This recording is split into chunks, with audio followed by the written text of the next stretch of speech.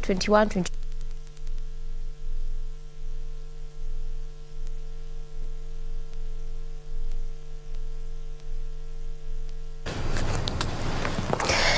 Welcome back to the program and thank you for keeping it. Good morning, Kenya. We continue pace with the day's conversation. From that political note, we switch gears to matters construction and buildings, and we take cognizance of what happened in Kiambu on Monday. But we just want to understand what exactly are the steps, compliance when it comes to building and constructions. My guests are here who will be helping us slice and dissect this topic in the next 1 hour and 10 minutes or so. To my extreme left is Engineer Mugure, who is a consultant engineer. Right next to her is Dr. Engineer Matu, who is a board member, Engineers Board of Kenya. Karibu sana, lady and gent. Thank you. Thank you very much. Right, let's just start from understanding, that bit that you talked about earlier, which is the mandate of Engineers Board of Kenya when it comes to the whole aspect of construction, because good number of times you don't really think we need them. Yes, thank you very much, Doreen. I am here representing the chairman of the Engineers Board of Kenya, and allow me just to, first of all, congratulate His Excellency the President, Ruto, and his deputy for having appointed the cabinet, because now we know where to go. Yeah. And who is going to be in charge of our affairs. We do welcome the incoming CS, Murkomen, to Honorable Murkomen, to that position, because he will be in charge of all the engineering in Kenya, apart from the other work that he has. We are also happy that the Honorable Alice Wahome has also been appointed in the Ministry of Water and Sanitation. And also we have Moses Kuria in Trade and Industry. And those are good positions for us. And also Honorable Chirchir, who is also in the Ministry of Energy. Yeah. These are where most of the engineers are, although, of course, they are spread out in the very many ministries. Yes. All we want to say is that we want to work with them in supporting their programs, and we are ready. And we have an experienced pool of engineers who can help in making policy, helping them in making policy, and ensuring that implementation of the programs that are going to be there will be handled efficiently and very effectively. So what we are saying is that we want to ask the government, also, although we have seen in the cabinet appointments that engineers were missing conspicuously in the list, but we know that that is a challenge to us. It tells us we need to go into politics and be seen there and by the people. But some are saying they still have position of PSs, which maybe yes, could indeed. feature in there. Yeah, but what I'm saying, all is not lost. Yeah. The PSs are coming very soon, and also maybe other positions, and therefore we ask that the government may need to consider, because engineers are key to development projects. They are very, very key, and they cannot be totally left out. So we're asking that the government will consider us. Yes. But I just want to interrogate something before you get to answer that question which I had asked earlier about the mandate. There's something that you've said that maybe engineers need to move to politics, but they're saying that, largely also why this cabinet has comprised more politicians, because they're more in touch with the ground. They're more in touch with people as opposed to sort of professionals and technocrats. Yes, I think that is true. Engineers need to be people-centered also. We need to campaign when other politicians are campaigning, to be seen out there, so that they can also realize, and we can be able to sell our policies to them, to tell them what we do as we are campaigning as well.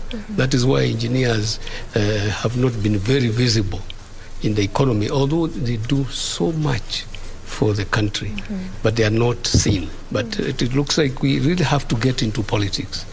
If we don't, we shall not be able to sit at that table up there. I'm seeing Engineer Mugure smile at that. Looks like she also is thinking of perhaps moving to the other side. Is it? Maybe not for me. Not for you. But one of the things that we say about engineers, sometimes we just want to be left to do our work. And just being left to do our work is obviously not giving us the prominence, as Engineer Matu is talking about, even to be visible, to be seen as important players in this country. Yet we are important players. But we are often told no one will toot your horn for you. So you have to be out there speaking up and saying, this is what we do. This is why we are important. This is why we need that. This is why you need us. So maybe not for me, but we are encouraging engineers to take their roles.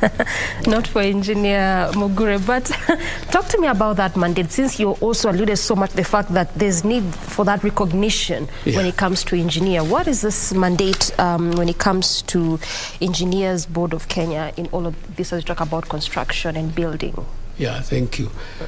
The mandate of Engineers Board of Kenya includes the registration of engineers and engineering firms. It also includes the training and capacity building in the engineering profession. And it is also involved in the regulation of engineering services and practice, which are very critical. And we are also involved in the whole value chain of engineering education, training, and practice.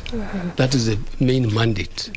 Of course, we have very many other functions. We have other 26 functions which are in the Engineers Act 2011. Yes. And we'll come to all of that momentarily as we move with this conversation, because I've also heard you talk about training, which again also is one thing I really want us to expound so much on as we move on. But let me come to you, Engineer Mugure. When you look at constructions and the sector itself, we are fully aware of its contribution to our economy. In fact, just going by what the Kenya National Bureau of Statistics releases, that I think contributes about 6 or 7% thereabout to our GDP. We're also taking cognizance of the fact that when it comes to employment rate, really employs quite a lot. But oftentimes when you think about construction and buildings, you always just think this is just erecting buildings and nothing in between or surrounding that. So talk to us about that economic aspect bit of this sector. Okay, as you said, a large amount of money, right from budget, is actually given to infrastructure. And you find that infrastructure is the basis, it's the foundation, and all the other growth comes up on the infrastructure. For example, you find roads.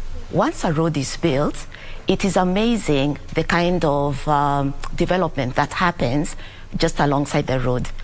Remember, from engineering, one of the things that we look at is what effect will the infrastructure actually have, not just to the specific area alongside the road, but eventually where the infrastructure ends up. So one is roads. You look and see in the energy sector, there's the power plants being put up, there's the geothermal. From that infrastructure in the geothermal sector, we have power that's powering even here where we are today. Look at water and sanitation. There are dams being built, Dandora Dora Estate is being expanded for Siwa. So all that ends up making just our lives as Kenyans actually better. So the one thing that people forget is that engineers are actually out there to make everyone's life better. We have better water provision, fewer diseases. We have better roads, better connectivity. People can work from wherever they want to work. So it's, a very important part of the economy. Yeah. It really does contribute a lot, particularly when we talk about employment at a time whereby we are still grappling with the issue of unemployment in our country. So clearly a very key sector. Exactly. And if you think about it, because we are continually opening up new areas, then you don't have to have everyone coming to Nairobi or to the urban centers of each county to work. Anytime you open up any area, you find that area just blossoms by itself.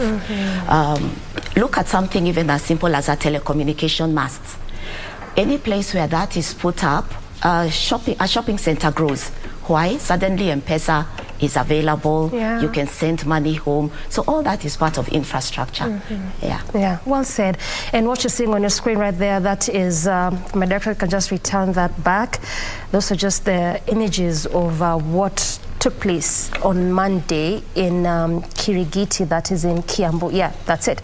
That's in Kiambu County, where that 6-story building collapsed. I think it was about 2 or 3 people were already confirmed dead. They're still just trying to, put up efforts to ensure they really recover, or better still, protect those that were in there. So that is just what happened in Kiambu County, which also just forms base of what we are really discussing right now when it comes to matters compliance, building and construction sector.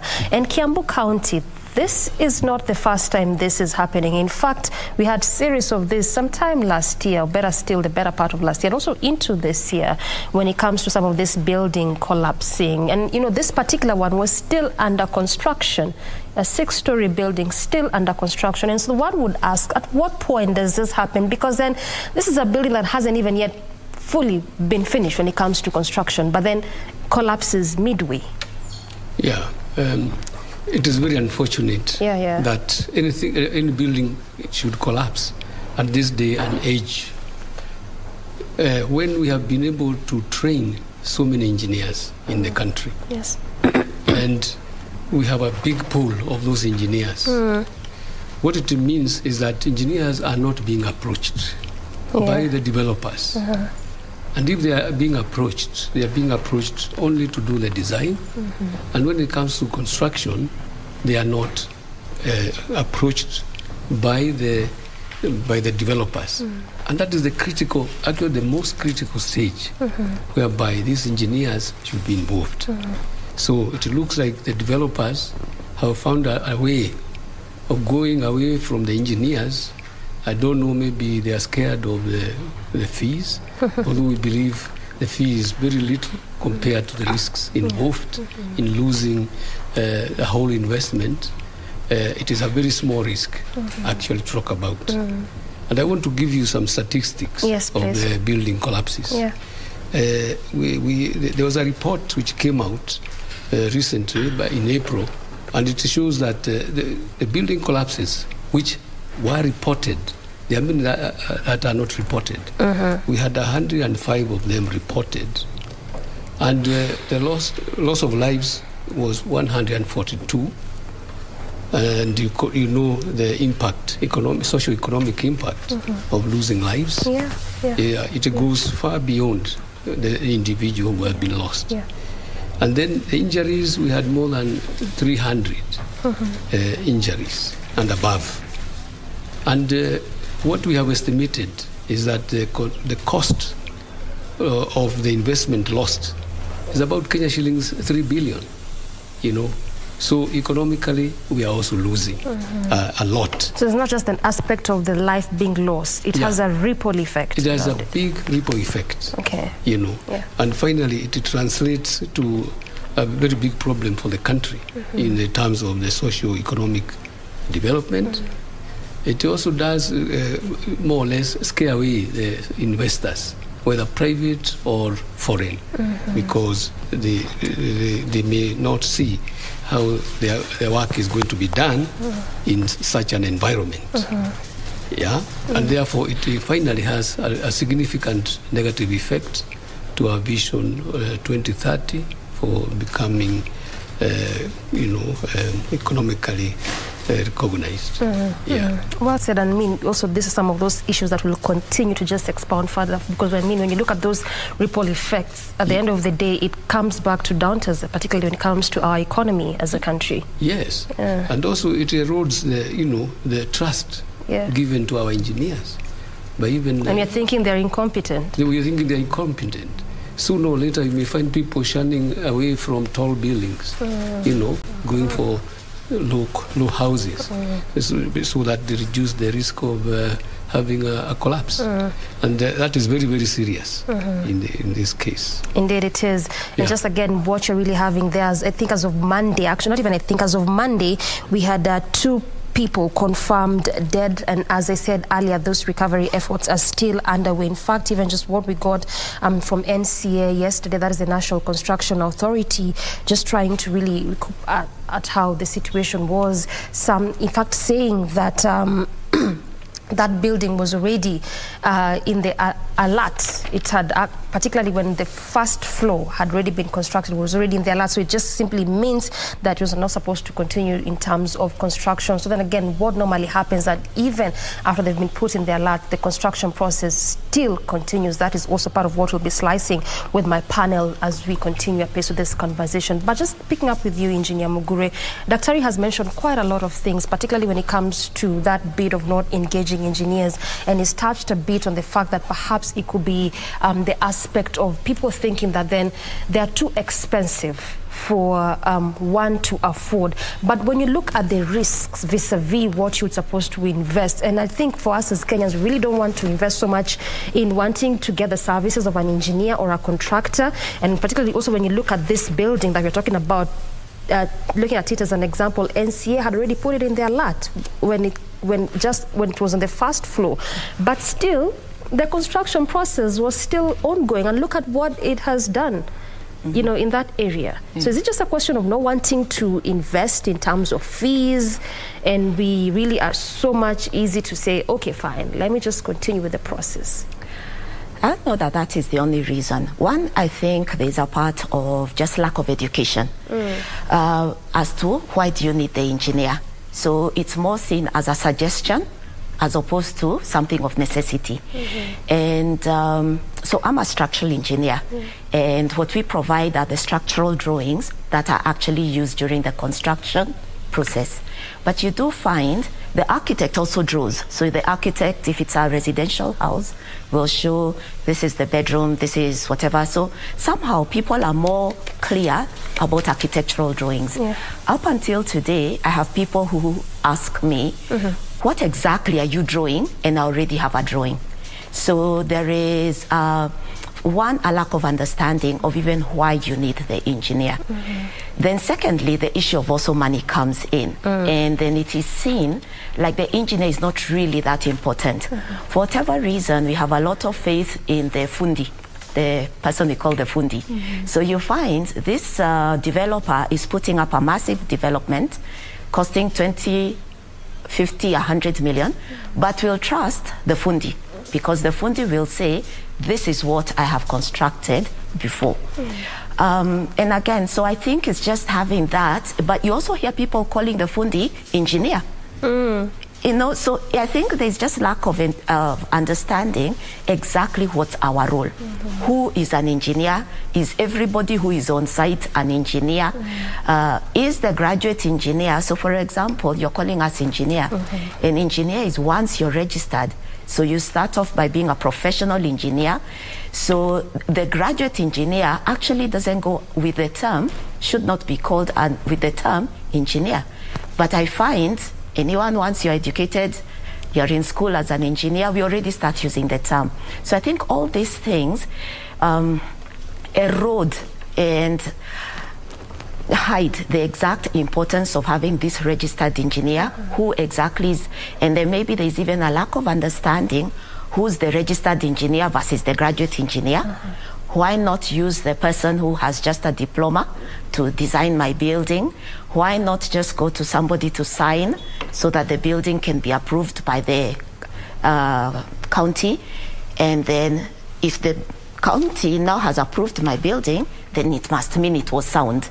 So I think there are all these conflicting ideas out there that just really erode the importance of building professionals.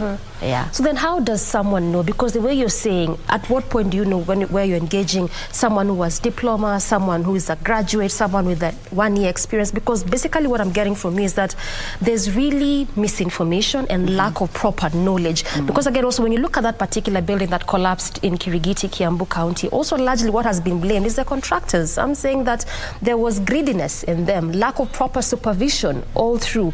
Because like we are saying already was in the alert, but then why did it continue in terms of construction? So then how do you know who am I engaging at what point, and at what level of education or expertise do I need person X and person Y?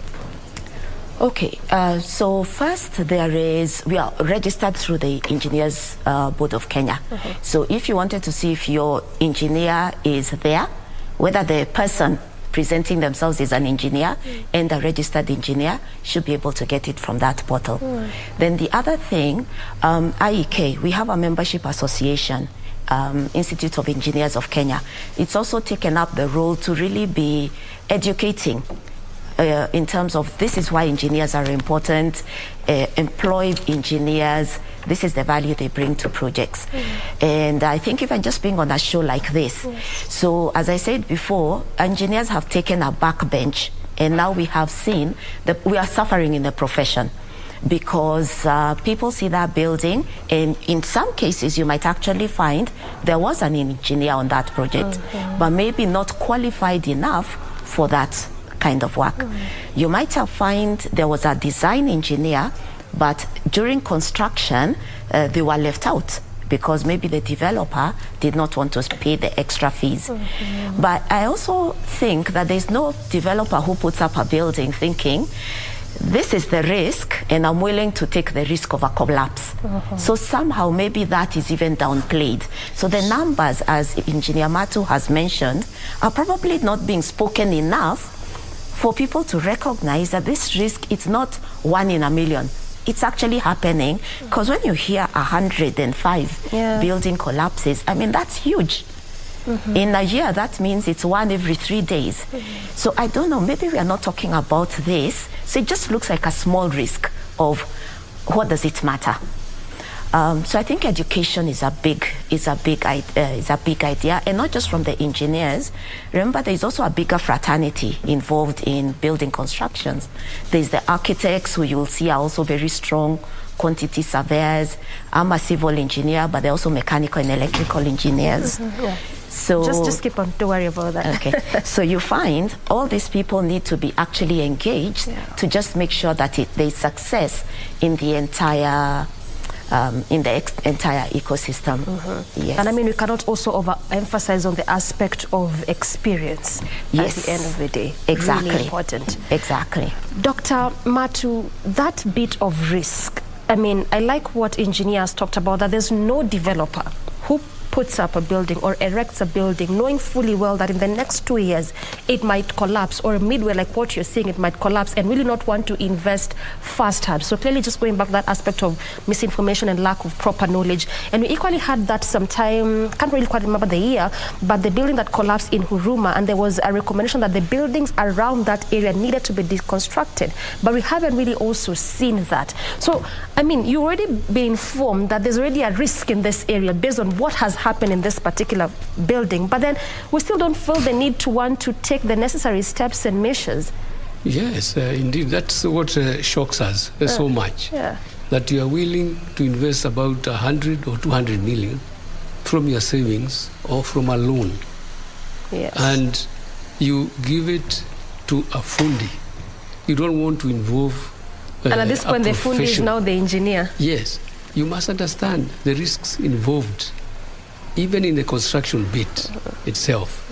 As you construct, you have to make sure that there are safety measures that are very necessary to be put in, safety measures. And all these safety measures is only the engineer who is very much aware of what kind of safety measures are supposed to be there, because he's including them in the design. And then also during construction, safety measures play a very big part. Okay, so it is imperative that a developer should involve a consulting engineer or a professional engineer, a person who is experienced in building, in designing and supervision of these structures, so that they can give it the necessary importance to ensure that that building stands the test of time. If you don't do that, then you have a very big risk of losing the investment, And therefore, the appeal from us as Engineers Board, being a regulator, is to ask developers, if you want to do any building, wherever you want to do it, please approach a registered engineer. We have our website, which shows who are properly qualified engineers. And from there, if you take one name, you can even be able to check with us, to know whether this engineer is qualified, has the relevant qualifications. And therefore, that is the first thing to do. And we are also appealing to the banks who give loans to ensure that they have a list of qualified engineers who they can recommend to the developers. Because they also have a list of planners, they have a list of bankers. But it is high time that they had a list of engineers with them, whereby they can recommend and say, look, if you are building and you are using our money, please ensure that you have taken care of that risk by employing a professional engineer. Yes. Well said. And I just want us to now take a very quick breather. When we circle back, we now look at the necessary steps for approvals, because these are very key areas when it comes to construction and building, as well as the fees and levies and how to go about it. Time for that quick breather. We come back with our guest to dissect more when it comes to this issue of compliance on matters, constructions and building. Stay with us.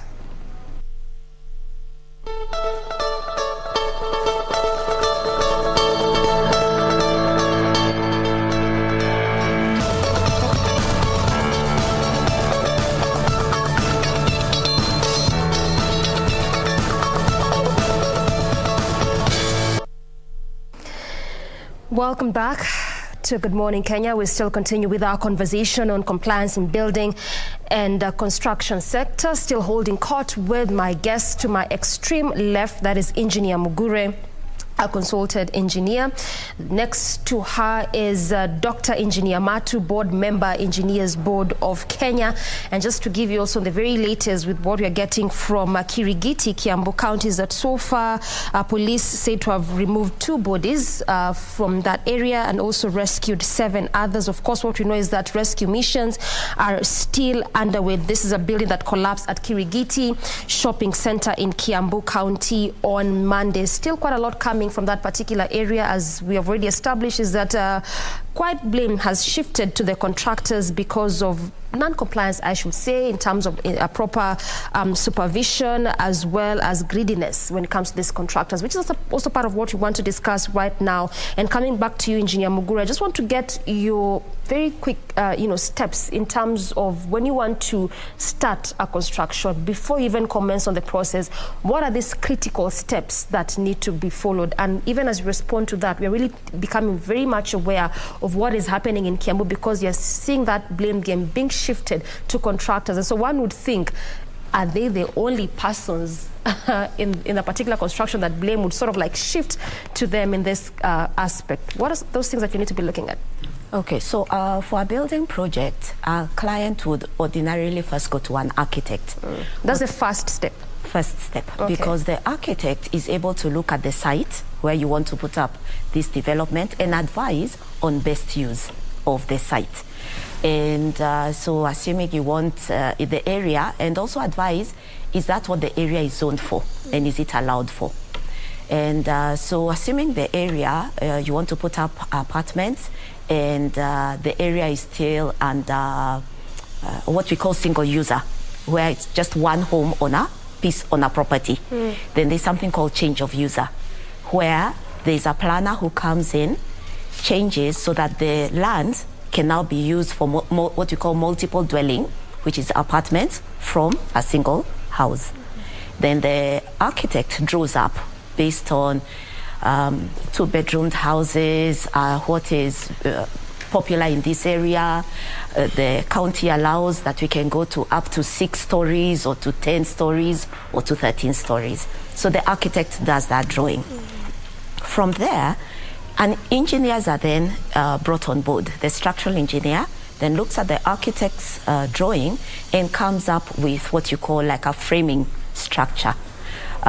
This is what will enable this building to stand. So that's the work of the structural engineer. A mechanical engineer comes in to say, these are the size of pipes that you need to bring in water, to take away the wastewater. Then an electrical engineer comes in to say, this is where you need the lighting, this is where you need the sockets. And then there's a quantity surveyor who does the math, the mathematics. This is how much it's going to cost you. So at that stage, what every consultant is actually there to do is get you the most cost-effective building. So I emphasize on the part of cost-effective because the population seems to imagine that the consultants are there to give you an expensive building. And one of the reasons is that our fees are pegged on percentages. So somehow the population thinks because our fees are based on percentage of the cost of the project, then we want to inflate it so that we get paid more. But we are professionals. We are actually guided by a code of ethics. And as Engineer Matthew mentioned, it's one of the things that EBK has come up with. They are accredited checkers. There is also a process called peer review. So if you think your engineer or your consultants are just making your project expensive, you can get, like when there's a doctor, you can get like a second opinion. You can get somebody else to have a look at it. But I would like to say that that is not what the consultants go in to do. So once that is done, the first drawings that go, like in Nairobi County, the first drawings that go in for approval are architectural drawings. So then they go to currently what is NMS, Nairobi County, and they are checked against, do they conform? So in architectural, they are looking at setbacks. So you find if you are neighboring a road, there are a certain number of meters you're expected to be away from the road. Do you have right number of windows that will give you the kind of light you're looking at? Are the rooms big enough? Are they functional? So that kind of thing. So once they go through that stage, so the county has planners and architects who look at the drawings are approved. Then that allows for engineering drawings to be submitted. So engineering drawings must be submitted by a registered engineer, so we sign. So every drawing that goes into county, say from my business, will have my signature on it. So they're submitted to the county, then they go through an evaluation process by the county, and should they conform, then we are given approval to proceed with construction. So there are three main approvals. One, if there's a change of user needed, then the architectural one and the engineering one. And then once we go now to construction, as the engineers, we are expected to carry out ongoing inspection at various stages of the construction. The county is also expected to be sending officers to also, one is also to just check that the engineer is also doing their work. So we go in and we sign in a book. So the county comes to make sure, has the engineer actually been coming to supervise? Because approval is given on the basis that the engineer will continue to supervise. And then the county is also there for enforcement, to say, this is what we approved. However, this is what, and it happens a lot in Kenya, there is an approval set of drawings, and there's actually the real drawings, what we call the real drawings. So the county is also meant to compare and ensure that we are building according to the approved drawings. I've not heard you mention a contractor at any point. Oh, sorry. Yes. So after, I was really waiting to hear. Sorry, I jumped. So once you get the approval, during this stage when you're awaiting maybe the structural approval, there is a stage called tendering. So remember I mentioned the quantity surveyor? The quantity surveyor has come up with a bunch of documents that need to now be costed by various registered contractors. So these documents then go out to contractors, and that should enable you to get a competitive bid. So as opposed to just going to one person and asking their price, when you go to 3, 4, or 5, you expect there to be competition, and to get in a good bid. And then you end up getting the best contractor for the job. Now, before you even send out the tender documents, one of the things that we do is shortlist.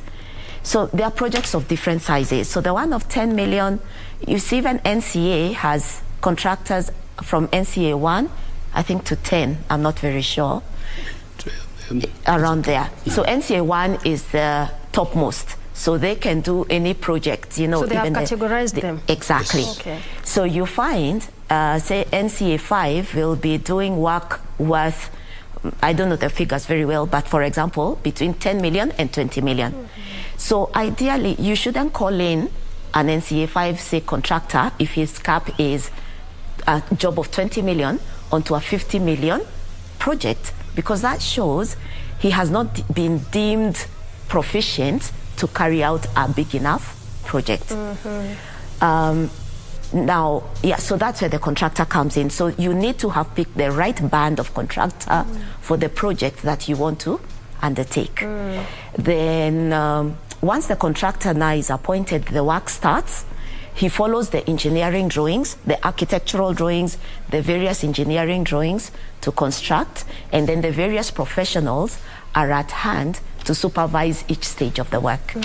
Yes. And just talking about those contractors, in fact, NCA has that list. It should be like around 40,000 contractors. Of course, just as you mentioned, each categorized depending on the kind of project that a developer wants to put. But I was listening to you mentioning all these necessary steps, from the architect to structural engineer, mechanical, electrical, quantity surveyor, contractor. Now I'm thinking, I think now this is why Kenyans always say, you know what? Sounds you too mean much. all these people just for this house, 3-bedroom house, just for this, you know, business premise? But at the end of the day, based on even what you are seeing, it's important. Invest in that to try and avert some of these risks that may result if you just choose to take shortcuts. But Daktari, you were in 9 counties. You just did a pilot program.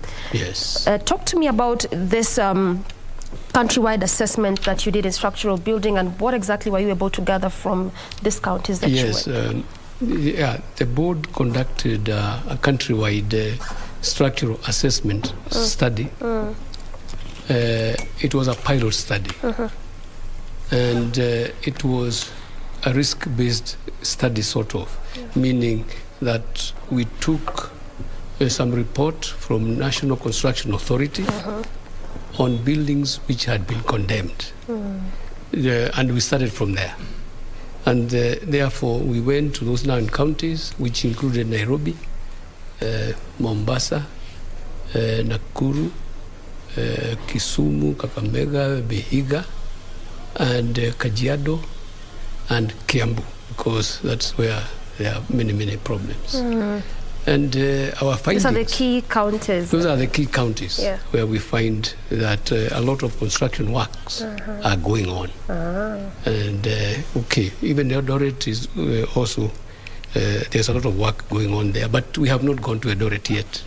But since this is a countrywide pilot study, we shall soon expand it to include all the counties. Yes. And it's unfortunate. We found a lot of malpractices which are going on. And what we noted is that there was inadequate engagement of professional engineers in most of the buildings that we visited. Those ones which were showing that they are very risky and they had been marked. Yeah. And the other thing is, we found also that at the county levels, the inspectorate, those people who go out there to inspect, did not have adequate capacity. Yeah, and that is a big problem, because they will not be able to carry out effective quality checks. When it is required.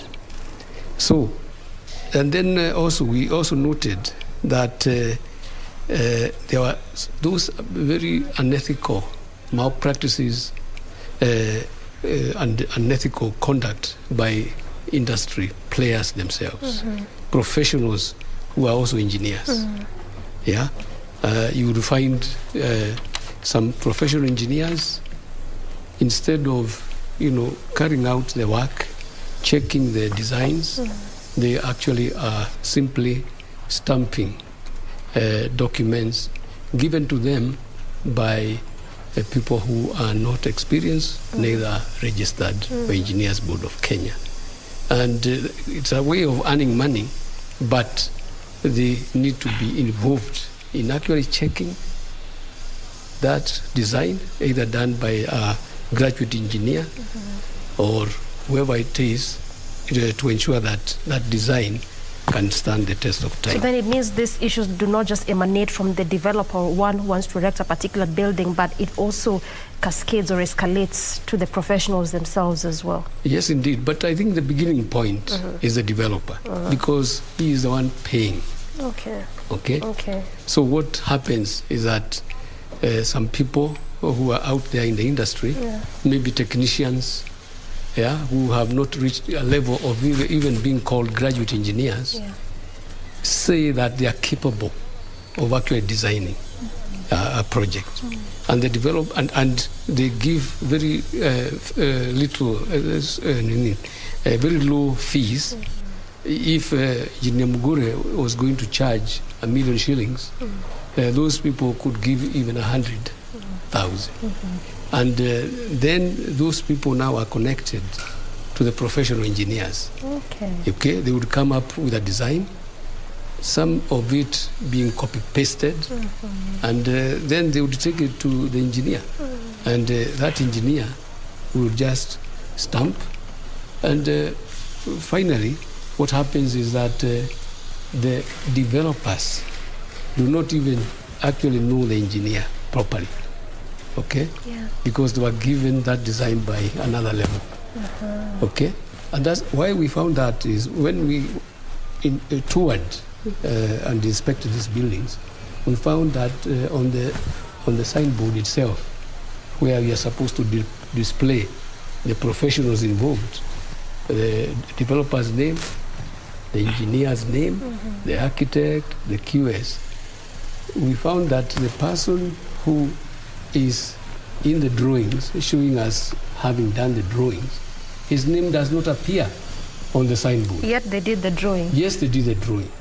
Again, when we are inspecting, when a collapse of this nature happens, we find that there is his name there, but actually he never participated in the construction of it. So does not know anything about what is happening. He does not know anything about what is happening.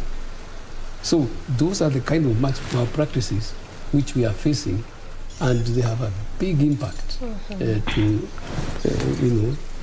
these collapses. Yes. That means, due diligence from both sides need to be taken into consideration. Yes. So another problem that we found is that at the county level itself, the people who are approving the drawings, they are not. Some of them are not registered engineers. Okay, and that presents us with a very big problem, because it is at a board level where they appoint somebody to be the one approving. He could be even not anywhere near engineering. Okay, and that presents us with a very big problem, because he's approving. When he's appending his signature, it means that that design or that project is safe, okay, completely in terms of everything, in terms of the design, and it can stand properly. That's what it means. And I think there's a problem there, because we need to talk to the counties and agree going forward that the person who is supposed to approve within the county is a registered engineer by the board, is a professional engineer or a consulting engineer by the board, approved by the board. And also to ensure that everything goes smoothly. Today, as we stand, the counties may claim that they are not able to afford professional engineers.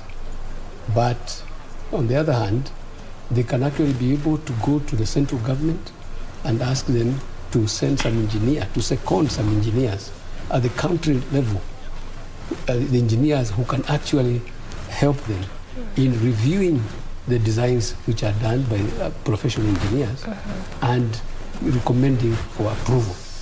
Yeah. So on the other hand, they can also go to our Institution of Engineers of Kenya, and they can draw from our engineers who are properly qualified from there. And the institution is very ready to do that. So there should not be any problem. But at the same time, of course, there are some also laws which are also clashing, giving some powers to the county to approve these drawings. And therefore, I think we need to ensure that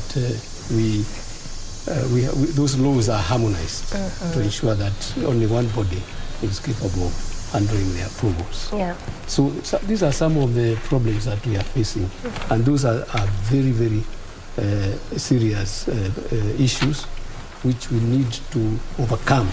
And the board, at our board level, what we are doing is that we are very focused. We want to do structural assessment, as I said, for all the counties in Kenya. We are collaborating very much with the BORACs, that's the Board of the Architects and Quantity Surveyors, and also National Construction Authority, whose mandate is to regulate contractors. So we should work with them very closely. We have also come up with a legislation for engineer scale fees to ensure that the fees is regulated by the government, so that people do not charge fees which are sometimes very low while they produce very poor drawings. So we want quality, and ensure that these fees is going to be useful. At the moment, there's a cutthroat competition between engineers. Some of them go very low, and others go very high. Go high, and that is not good. Also, we have internship programs for our graduate engineers where we train them. The trainings that you talked about. The training that I talked about. So we are training them. We are also collaborating with other organizations, like, for example, KEBS, Kenya Bureau of Standards, Ketraco.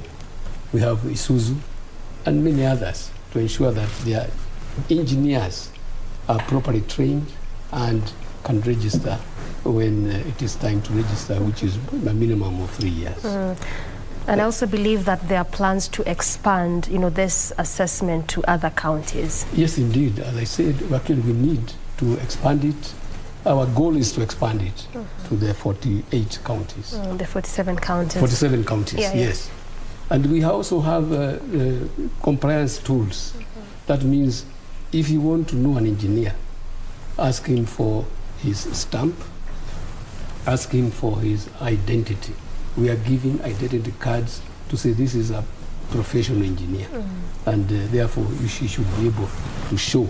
He or she should be able to show. Don't just be calling anyone engineers, even your phone is on the side. This is the engineer undertaking this project. Yes, and in order for us to be able to handle our mandate properly, we are also leveraging ICT, to make sure that our systems are properly automated. And we are also developing what we call an engineer's portal. Currently, we rely on NCA portal. An engineer's portal will help us to monitor our work, the work of engineers out there. So if something is going wrong, we shall be able to notice and ensure that there is no problem. And many other things that we are doing, which are important. We are taking disciplinary actions against engineers who are not doing a proper job. All right. Well said. And I mean, those are still just the rescue missions still underway in Kiambu County. There are already 2 feared dead, 7 others are rescued. Of course, the cause still under investigation in that particular area in Kiambu County. Engineer Mugure, even as you mentioned approvals, Talk to me about those necessary documents. We know that the county government is a key player, NCA, NEMA, these are very key players when it comes to approvals. But then for any developer, what are some of these documents that they need to be having, and at what point do you start from? Is it NCA, is it NEMA, is it county government? Where do you begin? With every project, actually you begin with architectural drawings. Yeah, so you need a full set of drawings, then the engineering drawings. And then to be able to start any construction, you then need the county approval.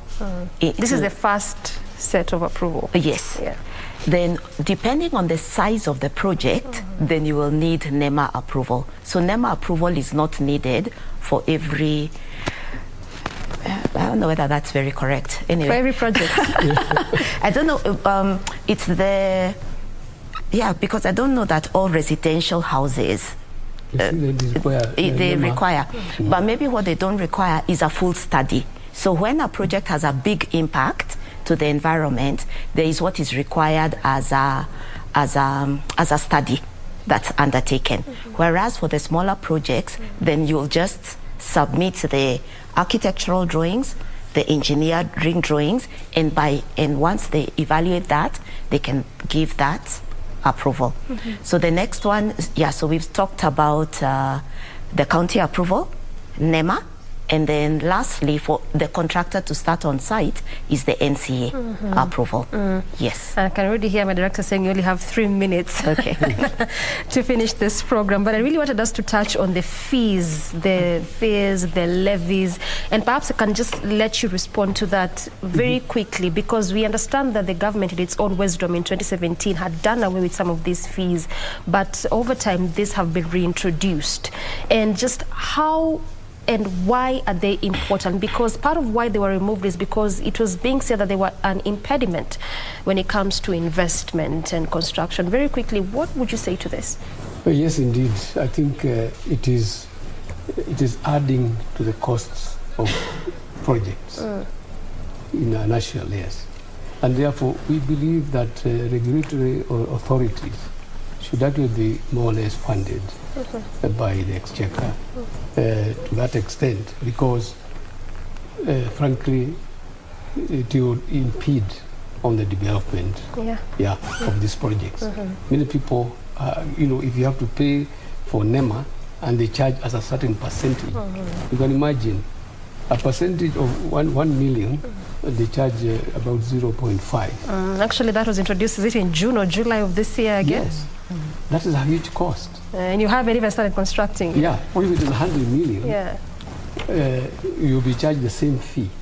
How does NCA or anybody else, although of course we are together, so how do you justify that kind of cost? So these are things that the government needs to look at once again, because they had been removed for a certain reason. And the reason was to ensure that investments in this sector, housing sector, is actually not impeded, but at least we should make sure that it is assisted in a way. Yes. Well said. And I want to give you the last word, Engineer Mugure. What would you speak to developers, contractors, architects, engineers? Because this is an ongoing issue and you're really trying to find solution to just perhaps curb this issue of building collapses and get to understand and do better ways when it comes to compliance. Okay, so to the developer, I would say get professionals and get the right professionals on board. And remember, professionals are there to safeguard your investment. And actually, when you get the right professionals, they'll give you a cost-effective development. We are there to save you money, not to help you, not to make you spend a lot of money. Okay. Yes. That's a good place to end it. Yeah. There to save you money, not to take out of your money. Yes. Thank you so much, lady and gent, for that cogent discussion there. And I have been speaking to Engineer Mugure to my extreme left, who is a consultant engineer. Right next to her is Dr. Engineer Matu, board member, Engineers Board of Kenya, of course, talking to us about compliance in building and construction sector. Good place to end this conversation, and ultimately, good morning, Kenya, from me and on behalf of the entire team. Asante sana. Till tomorrow, good morning.